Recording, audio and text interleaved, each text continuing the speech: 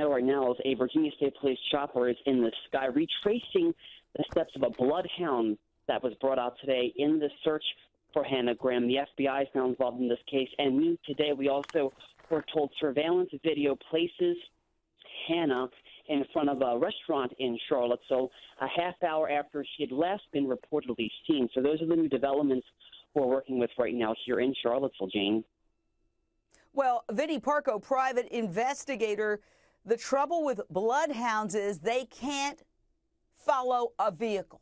If this was a stranger abduction, God forbid, but it kind of has signs of that, and she was taken in a car, bloodhounds are relatively useless. Am I correct or not, Vinnie?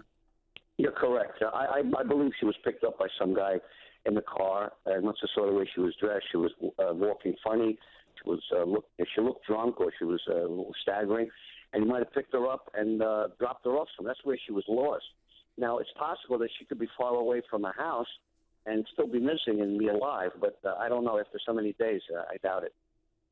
Well, listen, if her family's watching, we want to help. We don't want to add to their heartache.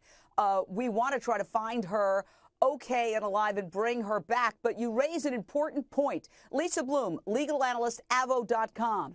If indeed she was lost, and the evidence is that she essentially went in a big circle. She left the party around midnight, shortly after, ends up being seen walking around a pub, and then when she texts that she is lost, she's back around the area of the party, which is also near where she lives, off campus of the University of Virginia. So is it possible that somebody might have said, hey, I'll give you a ride, you're lost, let me help you out?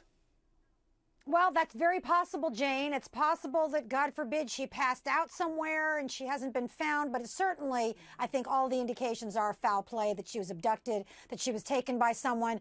Listen, I don't want to blame any victims here, but I do want to give lessons for young people. If your friend is drunk, you walk her home. It doesn't matter if she objects. If it's a woman alone, you walk her all the way home. It doesn't matter if she objects. And if somebody is missing, you've got to call 911 right away, because the first 24 hours are the most important for the cops.